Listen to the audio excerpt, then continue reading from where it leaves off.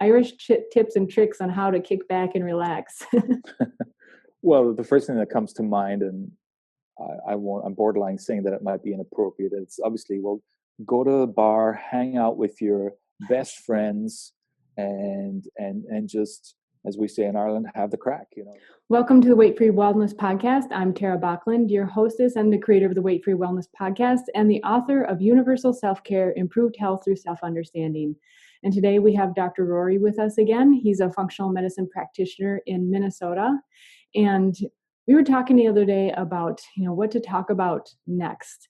And we're right before Christmas time here right now. Was it the 13th? So we're in the Christmas rush.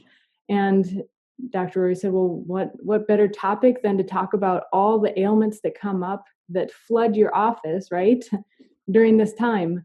So what is it that you're seeing right now that people are really ailing with and are seeking help?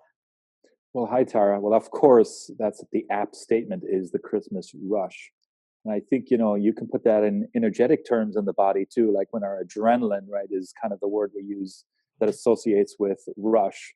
And it kind of ties into other physiological terms we hear about, like cortisol, right? So we need more energy to do more, get stuff done. It's like there's this mad rush to attempt to fulfill everything, right before the end of the year, especially before Christmas, I guess I should say. So that kind of reflects in the body. We'll see that in the office in a few different ways. The most obvious, as we were talking about, is the rush. So that's adrenaline. So there's a lot of people who they're very tired, but they're wired. So there's this term of before they're going to bed, for instance, the most obvious way to speak of that is they're going to bed and they're trying to lie down and trying to settle in. And they know they're tired, but they're just wired. They just cannot drop down to sleep. So that's what it means. So what are some other things that are showing up that people are coming in with? So the tired and wired, what else? Well, the most obvious that ties in with this is the infection, right? So the nose, the throat, the chest. So coughing, sneezing, hacking, the upper respiratory, lower respiratory infections, whether they're low grade or high grade, they seem to be able to exploit our background immunity, our body's ability to move through and give us energy to do things. But I think there's something else that's going on that's kind of, it's like the end of the year, and here we have the ability to purge things and get rid of things. And I think the body says, all right, you've put this thing on the back burner in June. You've been doing this in May and this in February, and I let you get over it. And now here we are. It's like we're resetting. It's a resetting system, isn't it? So between the sleep, the fatigue, our body's ability to fulfill and follow through in doing things, and achiness in the body, fatigue, body fatigue is a very, very common theme. And then inflammation, body inflammation. So if you're a body type that has already gut issues, like let's say you had bloat gas or you had reflux, it seems to get worse around this time of the year. If you were the type who had more body aches and pains, well, it seems to exasperate this time of the year. So we all seem to have a different reflection with pain and inflammation. So it sounds like you're talking about it's culminating. You've been going throughout the year, you've been fine. Then there's all this stress and there are other things that haven't been taken care of. Yeah. But I love that we act like something snuck up on us and just got us from behind. And there's no way that we are responsible for this thing. We were in the wrong place at the wrong time, Yeah, it came out of nowhere and attacked. It came out of nowhere. Yeah, I love how we act like, I don't know, I didn't do anything, Yeah. And then especially Tyra, compounded with, we talked earlier about the elections and how, that ended just a couple of weeks ago. And, we ran a marathon for 2 years, and everyone's exhausted because of that. And, you were given some food and a little bit of water and you're told to relax and take your bath. And then you were told that Christmas is coming around the corner in 3 weeks. And you're told, somebody slapped you in the behind and said, off you go again. Here you go, So it's one thing after another. So it's inevitable that we see these patterns in the office. So we kind of try to address it in a, pathophysiology kind of way, like with functional medicine, but then also in lifestyle. We obviously have to tell people to slow down, think about taking an Epsom salt bath, consider getting to bed sooner, consider getting rid of your blue light gadgetry, like all your phones and your iPads and your TV time and your computer time, trying to limit that as much as possible, so we're not stimulating, the body too much into that cortisol effect. Would you remind us what is functional medicine? What's the approach? Is this still a really new term?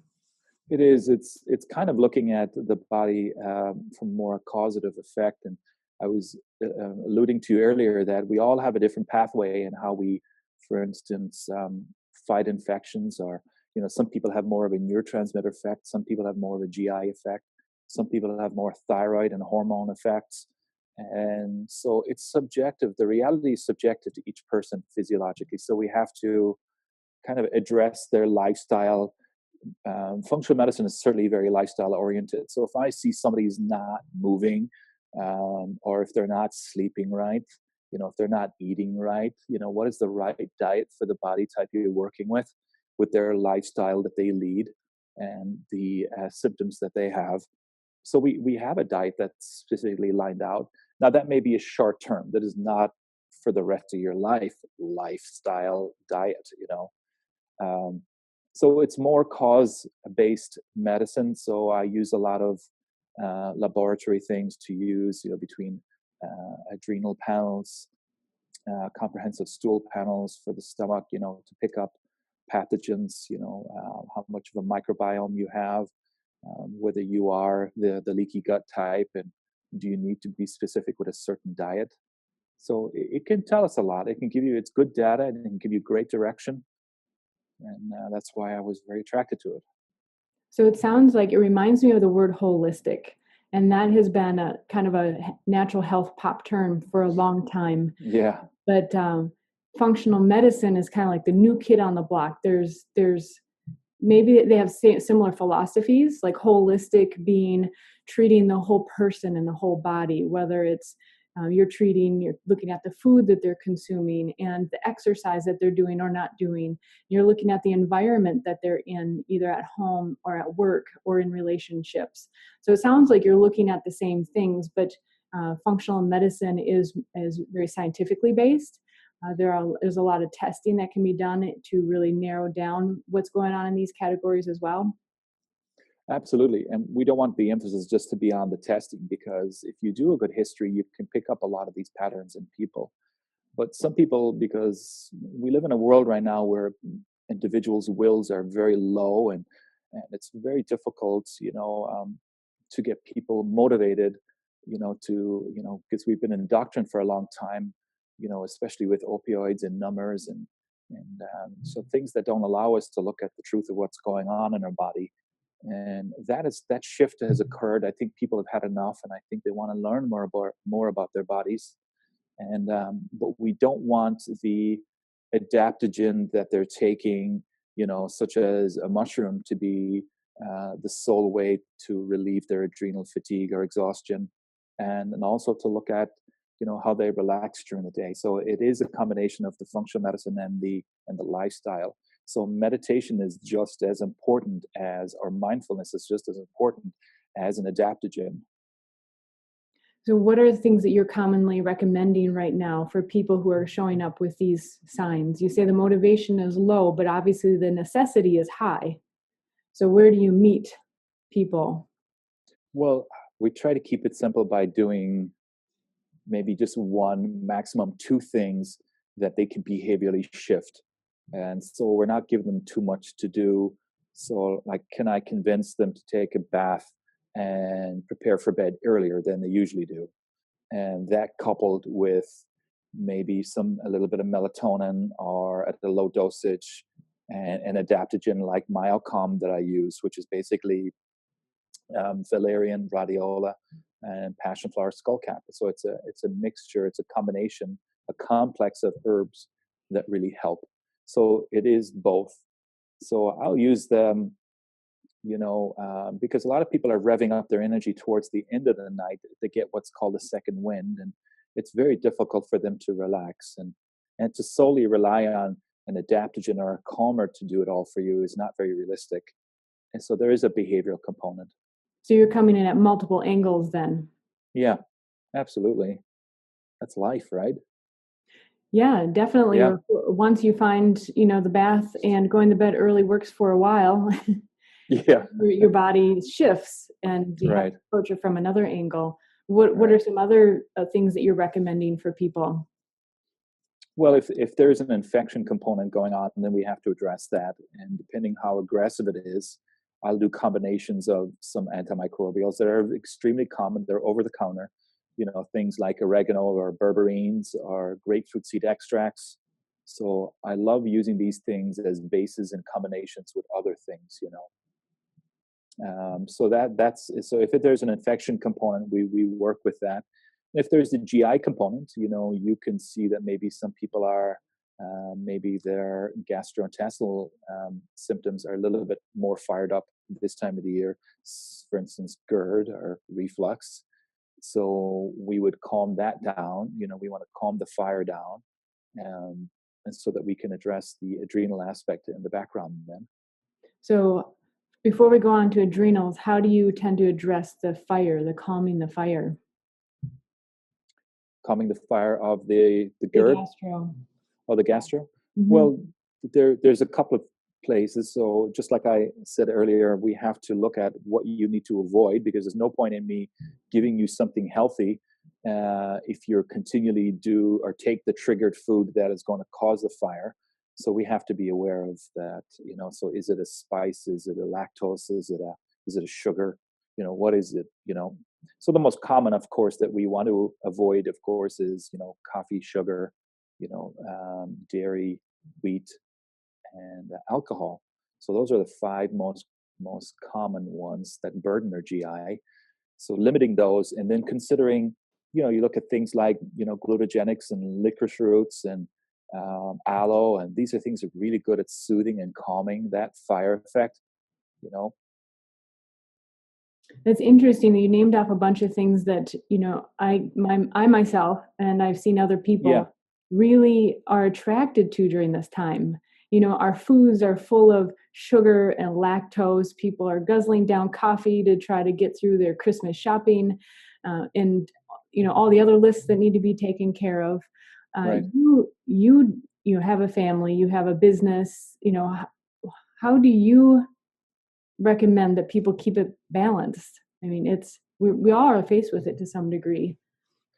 Well, I've been attracted to mindfulness now for a while, and I use some devices like the EM Wave and their biofeedback devices, by the HeartMath Institute. So it helps to train me that I make time to at different intervals during the day. I've set it right now for every 2 hours, that I allocate 5 minutes, so that I recognize and become aware of everything around me, and I just create a calming effect. I do deep breathing, and it's that simple, and to acknowledge that and to add them together at the end of the day, you see you're creating a bank of calmness for yourself. It's a credit system, and it will build in the end, and it will serve you well.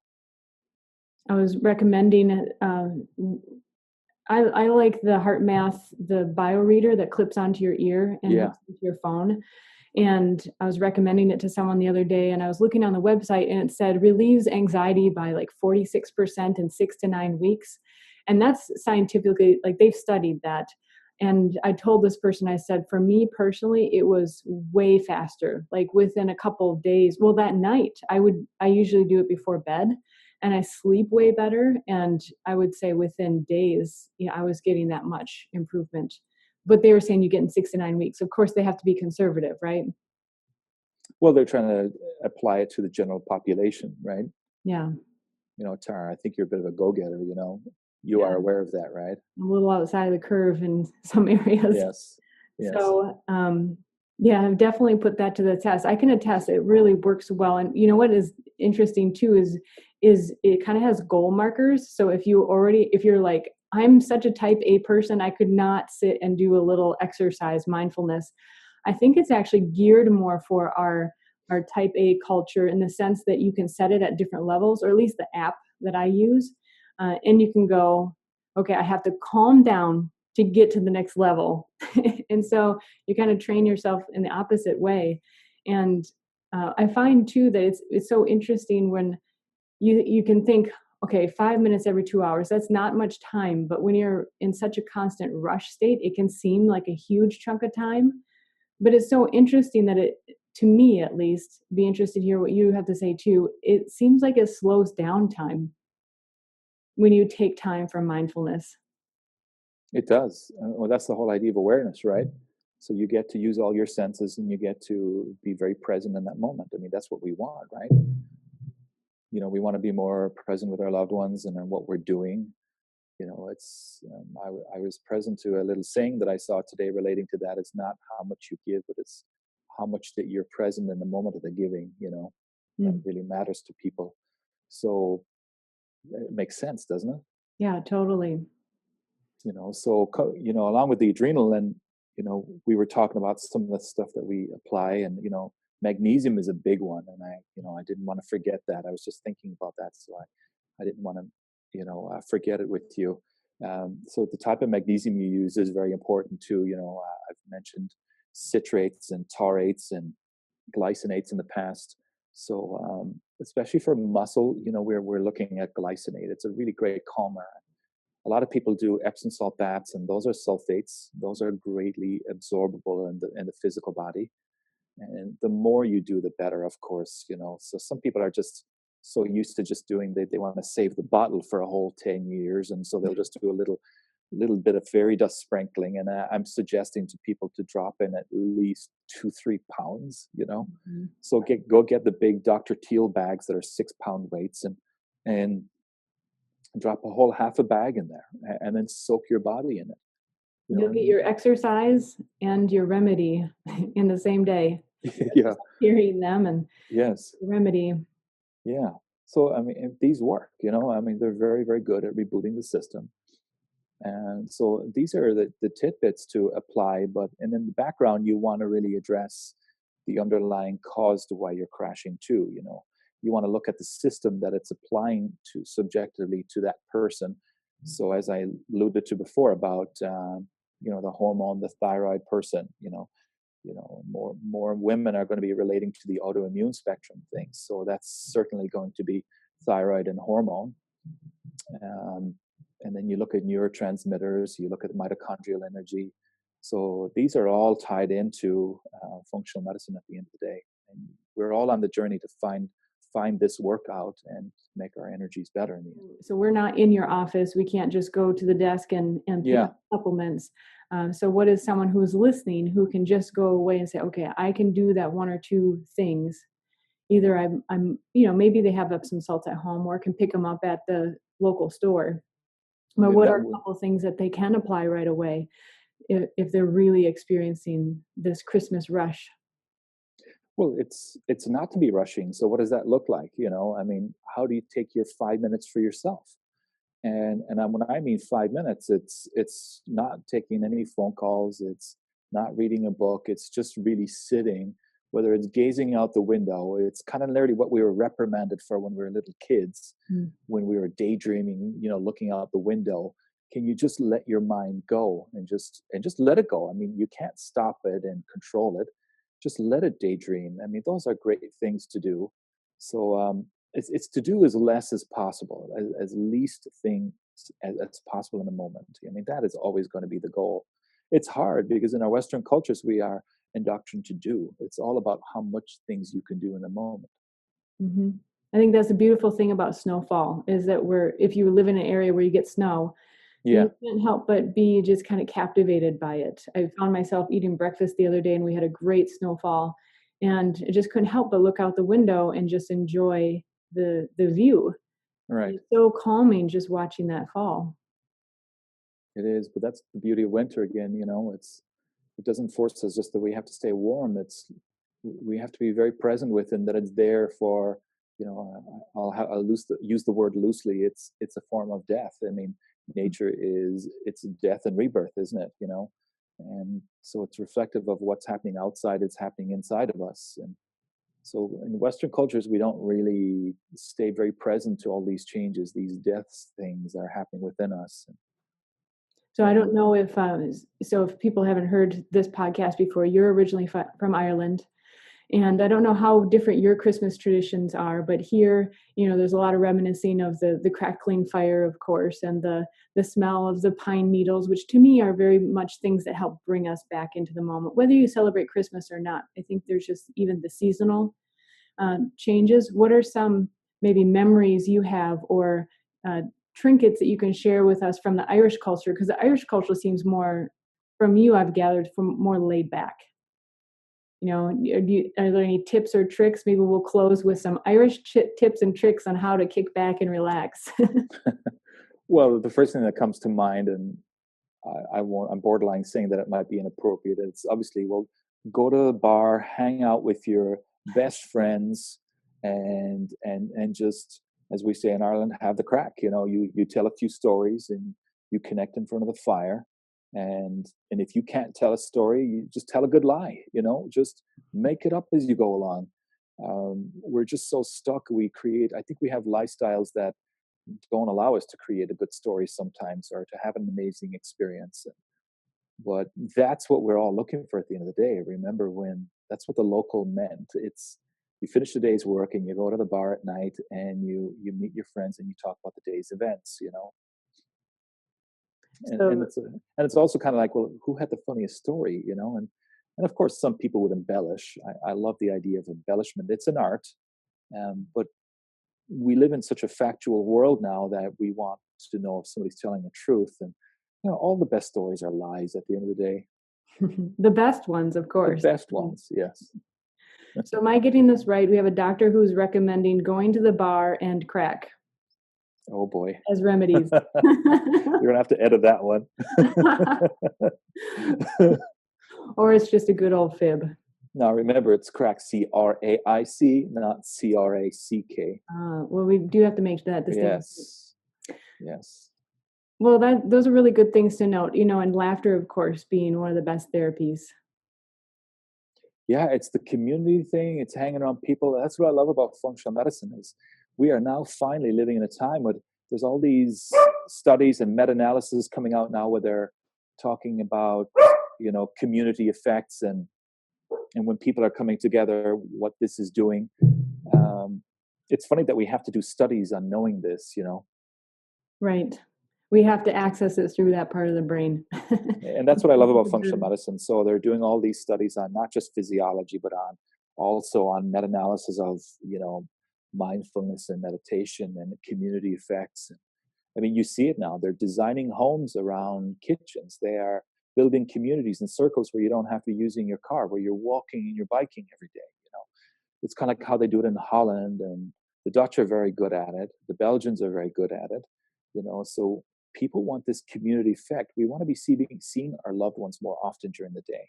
We want the market in the central town and to be, getting the fresh food, if not for breakfast, certainly for dinner, Which is kind of the irony. We go back to the holiday season, and maybe this would be a good wrap-up point, that during the holiday season, we're trying, the undercurrent is about connection, right? And being with loved ones and so forth. And we're rushing to get to that end goal of connecting when we could just connect all along. Yes. Really, and prioritize differently. Yeah. I think we can connect on the go. I think that is the trick, when you think you are busy, like, and don't make it a race and that everything has to be done in the end. It's kind of like, can you enjoy the view on the way, as if to say.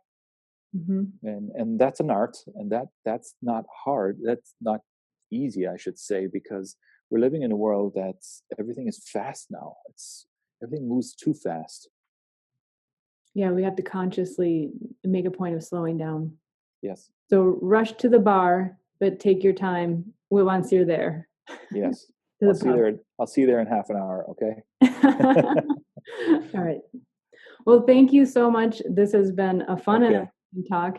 It's always good to hear the tales of the old country. And Yes. until next time, Thank you, Tara. Bye bye. bye bye.